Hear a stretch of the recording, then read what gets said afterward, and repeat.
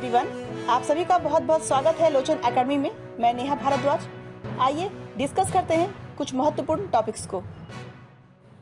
Topic क्या है कि भारत सरकार ने 3 तलाक नामक सामाजिक बुराई के खिलाफ कानून लाकर लैंगिक समानता सुनिश्चित की है और मुस्लिम महिलाओं के संवैधानिक मौलिक एवं लोकतांत्रिक अधिकारों को मजबूत किया है।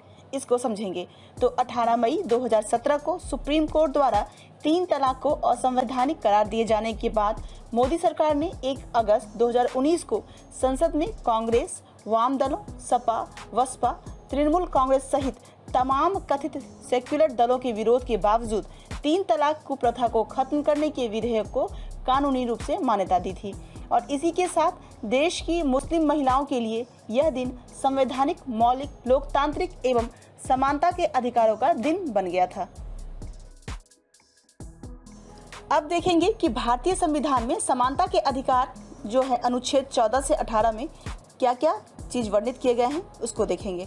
तो अनुच्छेद 14 में क्या है, विधि के समक्ष समता। अनुच्छेद 15 धर्म, मूल वंश, जाति, लिंग, जन्म स्थान के आधार पर विभेद का प्रतिषेध। अनुच्छेद 16 लोक नियोजन के विषयों में अवसर की समता। अनुच्छेद 17 अस्पृश्यता यानी छुआछूत का अंत।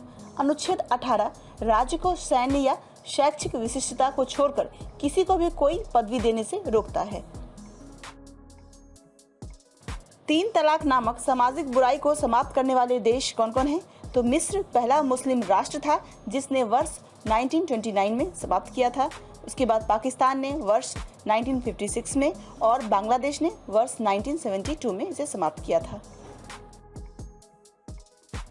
हमें ऐसी शिक्षा चाहिए जिससे चरित्र का निर्माण हो, मन की शांति बढ़े, बुद्धि का विकास हो और मनुष्य अपने पैर पर खड़ा हो सके। यह विचार स्वामी विवेकानंद जी का है। तो नई शिक्षा नीति में किस प्रकार से परिवर्तन किए गए हैं और इसके क्या महत्व हैं और इसकी आवश्यकताएं क्या है, इसको समझेंगे। तो नई शिक्षा नीति पर कोविड-19 महामारी का भी असर हुआ है। ऑनलाइन एजुकेशन से जुड़ा यह नया चैप्टर साल 2020 में ही जोड़ा गया है। 2019 के ड्राफ्ट में कुल 23 चैप्टर थे, जबकि नई शिक्षा नीति में 24 चैप्टर हैं। यह 24वां चैप्टर है ऑनलाइन एंड डिजिटल एजुकेशन, यानी ensuring equitable use for technology, सभी के लिए तकनीक का उपयोग सुनिश्चित करना। प्रारंभिक शिक्षा से संबंधित प्रावधान क्या क्या है, इसको देखते हैं। तो 3 वर्ष से लेकर के 8 वर्ष की आयु के बच्चों के लिए शैक्षिक पाठ्यक्रम का 2 समूह होगा।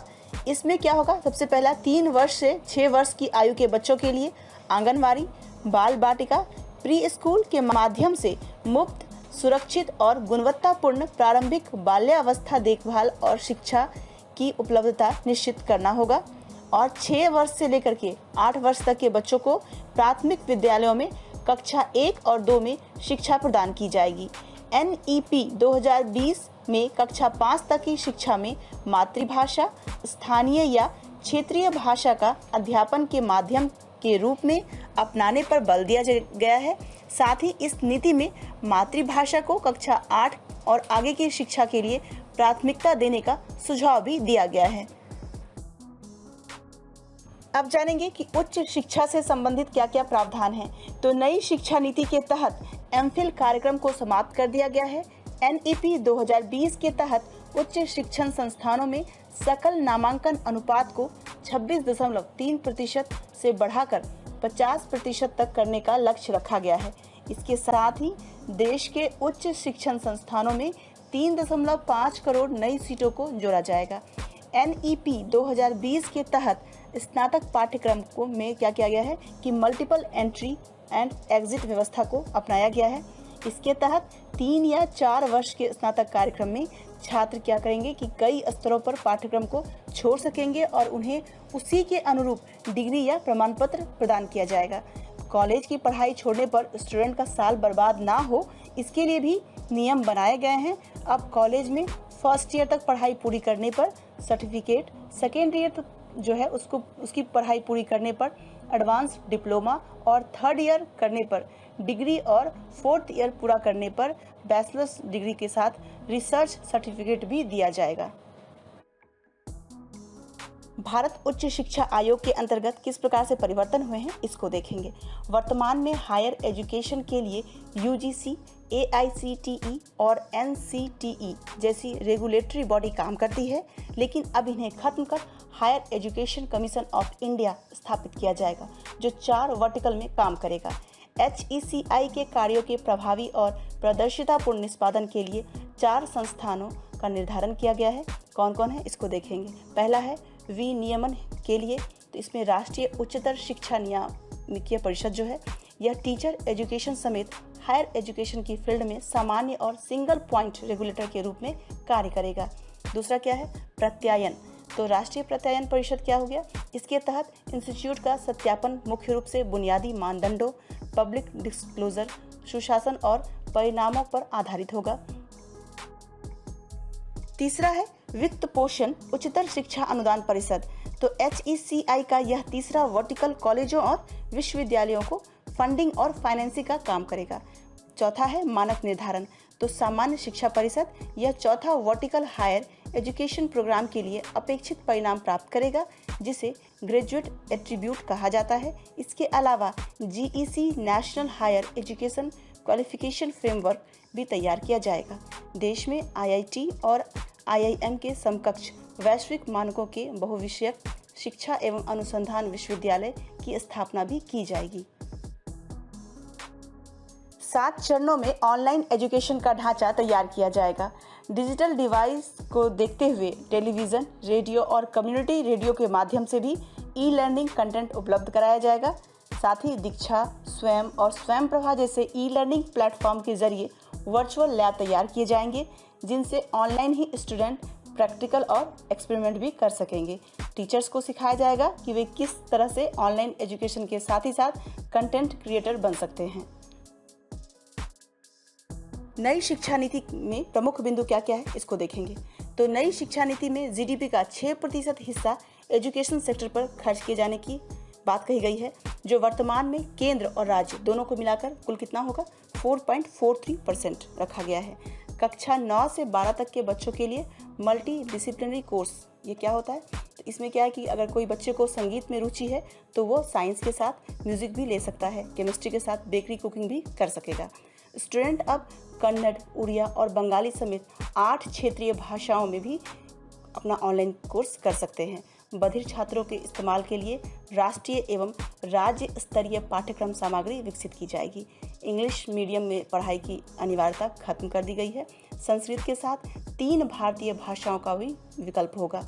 34 साल बाद शिक्षा नीति में हुए बदलाव में सरकार ने भाषा में त्रिभाषा फार्मूला को अपनाया है।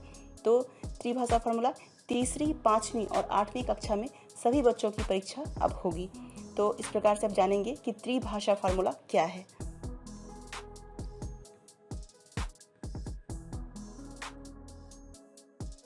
तो नई शिक्षा नीति में कम से कम कक्षा 5 तक के बच्चों के साथ जो बातचीत का माध्यम होगा वो मातृभाषा, स्थानीय भाषा और क्षेत्रीय भाषा में ही होगी। छात्रों को स्कूल के सभी स्तरों और उच्च शिक्षा में संस्कृत को विकल्प के रूप में चुनने का अवसर मिलेगा और यह विकल्प जो है ये त्रिभाषा फार्मूले में भी शामिल किया जाएगा। पारंपरिक भाषाएं और साहित्य की भी विकल्प में होंगे। कई विदेशी भाषाओं को भी माध्यमिक शिक्षा स्तर पर एक विकल्प के रूप में चुना जा सकेगा।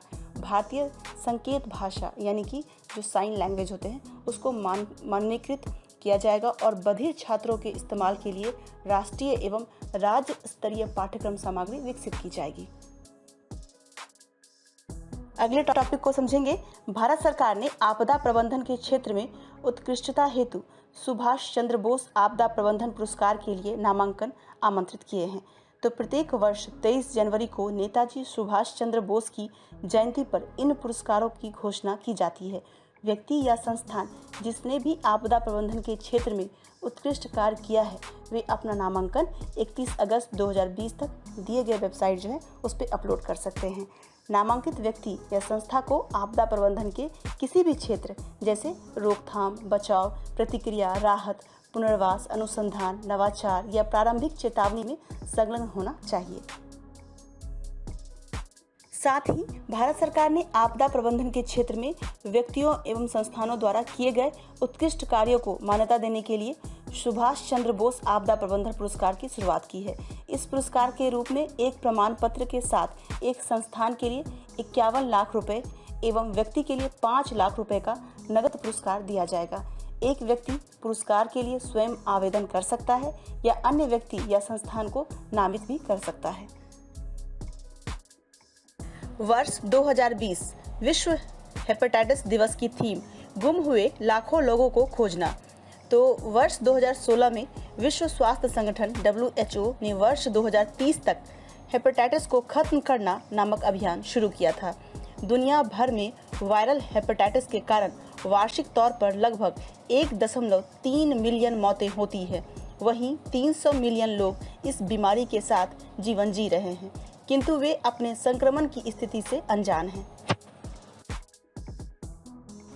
स्क्रीनिंग एवं शुरुआती पहचान इस बीमारी से निपटने का एकमात्र तरीका है, क्योंकि क्रोनिक वायरल हेपेटाइटिस में लीवर की क्षति तब तक होती है जब तक कि यह लाइलाज कैंसर या लीवर सिरोसिस के चरण तक नहीं पहुंच जाती है।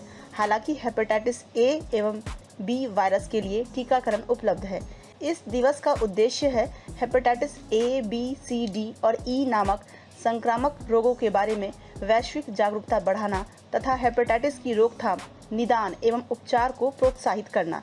हेपेटाइटिस शब्द लीवर की कमी की तरह ही सूजन से संबंधित होता है, अर्थात लीवर की कोशिकाओं में जलन या सूजन होना होता है। अगले टॉपिक को समझेंगे। बाघों की घटती आबादी के बारे में जागरूकता बढ़ाने और उनके संरक्षण के लिए जो प्रयास किए जा रहे हैं, उसके लिए एक दिवस मनाया जाता है। तो चलिए इसको समझते हैं। तो 2018 में बाघों की गणना में 14,000 से ज़्यादा कैमरा ट्रैप का इस्तेमाल हुआ और यह रिकॉर्ड था और इसी महीने गिनीज वर्ल्ड रिकॉर्ड में शामिल किया गया था। तो इसके क्या क्या मुख्य बिंदु हैं, इसको देखेंगे। तो वर्ष 2010 देश में टाइगर की संख्या 1706, वर्ष 2014 देश में टाइगर की संख्या 2226, वर्ष 2018 देश में टाइगर की संख्या 2967। तो 262% बिहार में बाघ की संख्या में बढ़त हुई है और देश में सबसे ज़्यादा ग्रोथ देखा गया है। 526 मध्य प्रदेश में बाघ की संख्या है, जो देश में सबसे अधिक माना गया है। ग्लोबल टाइगर डे या इंटरनेशनल टाइगर डे हर साल 29 जुलाई को मनाया जाता है, ताकि बाघों की घटती आबादी के बारे में जागरूकता बढ़ाई जा सके और उसके संरक्षण के प्रयास किए जा सके। 20वीं शताब्दी की शुरुआत के बाद से विश्व स्तर पर बाघों की संख्या में तेज गिरावट आई थी। हालांकि उनकी संख्या में वृद्धि के साथ स्थिति में अब काफी सुधार हुआ है। भारत में बाघों की सफलता की क्या कहानी है, इसको देखेंगे। तो भारत की बाघों की आबादी वर्तमान में 2967 है, जो वैश्विक बाघों की आबादी का 70% है। 2014 तक भारत में बाघों की आबादी 1600 के आसपास थी। भारत में बाघों की आबादी में वृद्धि को 1973 में बाघ संरक्षण कार्यक्रम प्रोजेक्ट टाइगर के प्रयासों का परिणाम कहा जा सकता है। केंद्रीय पर्यावरण मंत्री प्रकाश जावड़ेकर ने टाइगर जनगणना रिपोर्ट जारी की थी। उन्होंने कहा, भारत की अपनी बाघ संपत्ति पर गर्व है। देश में आज दुनिया की बाघों की आबादी का 70% हिस्सा है और हम सभी 13 टाइगर रेंज के देशों के साथ बाघों के वास्तविक प्रबंधन में काम करने के लिए तैयार हैं। टाइगर जनगणना की रिपोर्ट के अनुसार उत्तराखंड में कॉर्बेट टाइगर रिजर्व में देश के 231 बड़े बाघ हैं।